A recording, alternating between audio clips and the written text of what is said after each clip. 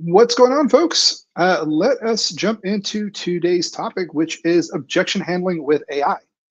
This is one of the most useful things that I can think of using AI for right now because it's really easy to do. You can do it for free. You can do it in a few minutes, and it's the type of thing that hits almost every aspect of your marketing and your sales. So, what do I mean by, let's say objections? Think about that for a second. Without knowing the objections, it's really hard for you to create content or sales material or really anything that hits home with the folks that you want to speak to, right? So, in order to do this the right way, I would like to suggest that you can use AI to get into the heads of people by creating really, really deep personas almost automatically. Like literally within a few seconds, you can have something that we would have killed for as of a couple of years ago that we would never have access to, or at least not with a ton of months and months of research with real people. So of course, the best version would be having real people, real human data, real qualitative answers. But in the meantime, I'll show you how to use AI to get a pretty good sense of this. I think it's honestly 90%, if not 100% of the way there. So objections, if you can handle them, where do they hit? I'm going to be quick about this, but essentially I could see them the easiest place, obviously going to be in your FAQs, right? You can have an FAQ section that is just better. You would also have ostensibly better cold emails. You would probably have better basic content. So let's say blog, social, whatever. And then you would also probably have, let's put this down here. You also have really good lead magnets and conversion assets. So if you know that people are really focused on, maybe pricing or maybe not believing certain claims, you can then direct some of your case studies, your proof material that just kind of hits home more and more with folks. So let's keep adding this here. It really is, it kind of appears everywhere in what you're saying because it affects your messaging in a giant way. So, maybe this is in your case studies. Your case studies can be more aligned to address the specific objections that people have.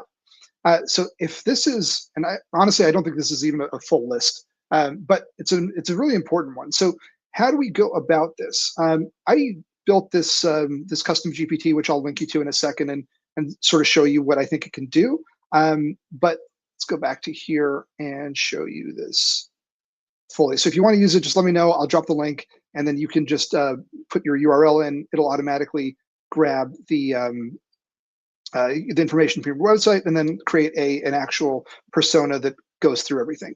But without going to my own stuff, how about just talking about structuring the right kind of prompt to get this out of any tool? Gemini, ChatGPT, Claude, anything will work. So here's what I would suggest starting with. Let's go to something a little bit. So in the right kinds of objections, the things that I want to look for are things like the following. Let me use a different background. I am going to say, we want things that are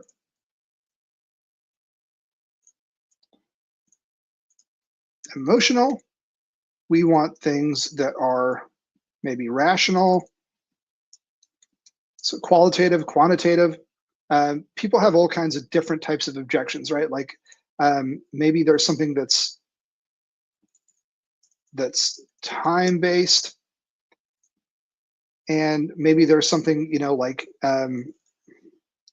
this could be something like, I was burned last time I worked with someone like you. That's a common thing in the agency world. There's a lot of bad agencies out there. People have bad experiences. So how are you going to overcome that? There's something that's a little bit more rational, like, I don't believe the numbers that you're claiming. Can you show me some sort of proof? There's something time-based, like, hey, I like all this, but now just isn't right. And then you can also have something that might be a little bit more, like, maybe this is clarity is the best way to put it. Like, for example, just don't really get it. I was talking with somebody earlier today who's a Hotjar user, and Hotjar is one of those tools. If you haven't used it, that's there in my mind mostly for conversion rate optimization. It shows you heat maps of your website and various things. I know it does more than that, but that's my experience with it. And the person who I was speaking to had a very different experience and just didn't really get to grips with what it was really supposed to do. And I think that's a big problem on Hotjar's side in terms of its own messaging. So if it has objections like this, how do you handle them? The point here is that your objections can be broken down into different categories. You can use these, you can use others, but the point is, once you surface a big list of objections with AI, you can then organize things. So continuing to work backwards here, what I want to see from AI in terms of steps is the following. I would like, let's put this here. I would want step one is identify the persona in question. So we're going to use your website and then ask it to basically extrapolate what do you think the persona is. And for the most part, it's going to be correct. I've seen it be off from time to time, but for the most part, if you have a decent website, it'll pull out the right persona. And if not, you can guide it. So step two, once you've identified the persona, what's next? You want to adopt the persona and raise objections. So what are the actual objections that it has? Step three, organize and rank the objections. And then finally here, step four is we want to create or suggest a response to each objection. And then you can get more and more information, more and more in depth. So you can basically, this already should be the structure of what you give an AI to go ahead and create this on your own if you'd like to do it in-house. Again, I'll drop the link to this, but this is what this does too.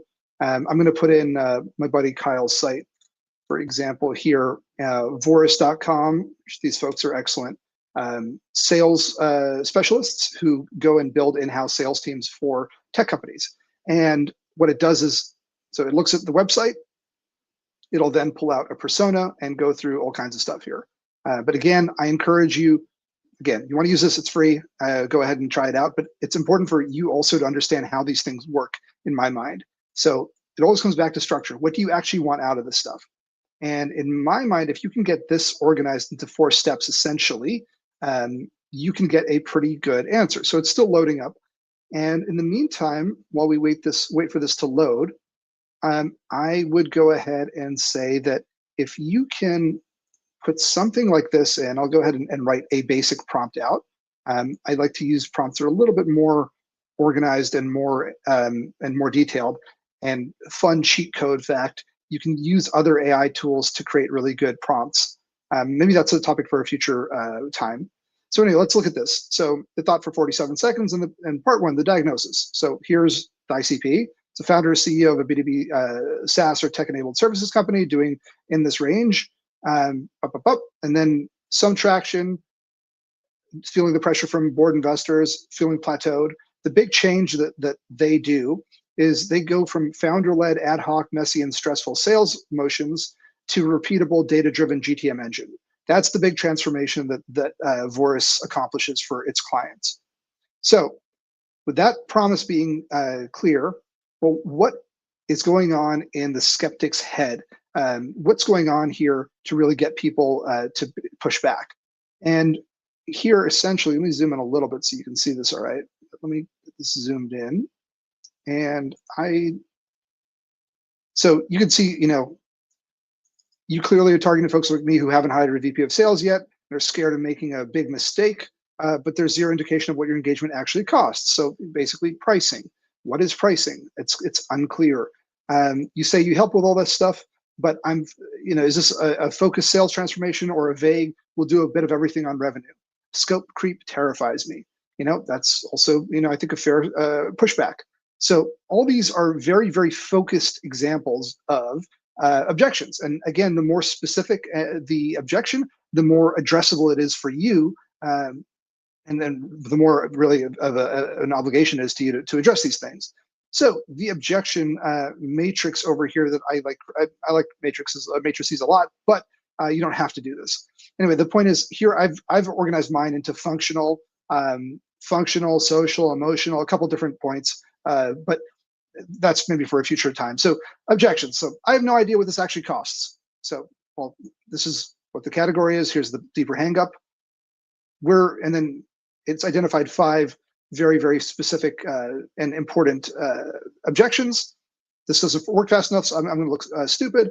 Again, this is emotional and social political. They've been through all this experience. So we have a good understanding, and I think a pretty accurate one, and I'm sort of rushing through these, but you should take your time with these. These are going to be on point in almost every time I've run this type of, this specific custom GPT, and in general, these should be on point. Now, what is the actual thing that we can build to handle this objection?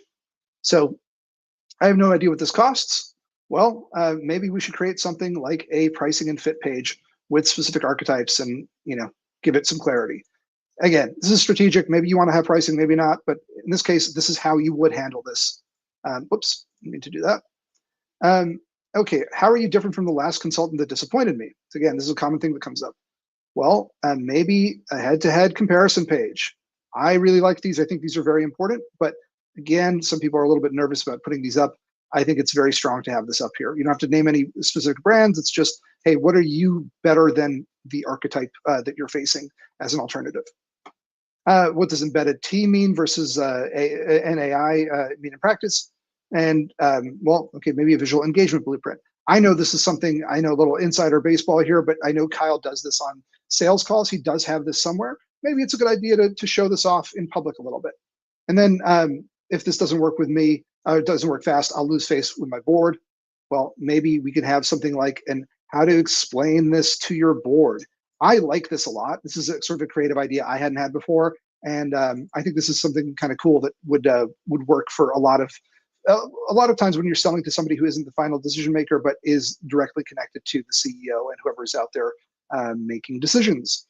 So are we going to end up dependent on you? Again, I think it's a very valid objection. And then, hey, maybe this is something like a graduation plan. So what's next? What is, at the end of our engagement, what's the perfect world and what's next for you without me? I think that's a great way to sell, and an honest way, and something that's ethical and all that good stuff. So again, I think what I want to point out here is if you have a good idea of what is, how you want to organize things, what they will be organized into, and then ultimately where you can use them. I hope you can see how all of these objections can be really, really strong FAQs directly. They can be the topics of very good cold emails. They can go into, literally each one of these could be its own whole section of blog posts, social media posts, whatever you want to do. And then it's literally suggested a couple of lead magnets to go ahead and build. Lead magnets is maybe not the right word all the time, but it's an asset that could be used for conversion. So yeah, I guess lead magnet is the best term I have. And then if you don't have these already, if you notice that there's big objections coming up over and over again with the folks that you speak to, and maybe in some of your the deals that you lose at the finish line, if you know why you're losing them, and you can just tell literally only 2 or 3 success stories around that particular point, even one, if you can document it, you'll suddenly have something that you can bring to the table in a major way so that the next time it comes up, you can say, actually, hold on a second. Not only can I tell you this quick anecdote about how I helped company X over here, but I'll literally send you the detailed story. You can look at the numbers, you can look them up, you can look all this at all this good stuff, and then have something in hand for your sales team that they'd be really, really happy with. Because often we're asking our salespeople basically be trapped sort of naked in a conversation, just making claims. So stuff like this really, really helps. And again, I hope you see the depth of doing something like this. Again, I'll drop this in a link so that you can grab the link to the Friction Hunter. But again, I just want to point out, you should do this on your own too. So all I did was I went in, I built a really detailed prompt, a la the stuff that I like to see. You can build your own version of this, but these are the things that go into it. So identify the persona, get the persona to start raising objections, organize and rank the objections, and then suggest a specific response to each objection. If you do this right now, my tool of choice for a lot of stuff these days, chat-wise, is Gemini. But Claude also does a very good version of things. ChatGPT does one as well. And then ultimately to deploy this, if you're going to do this as a prompt, a custom GPT is the easiest way to build this. But you can also do something on the whatchamacallit, on the front of building, a whole website with a little AI tool that's interactive, basically. So do whatever works for you. If you have questions, just drop a comment and let me know. Otherwise, I hope this is helpful, and I wish you all the best in handling the objections that come your way. All right, see you later.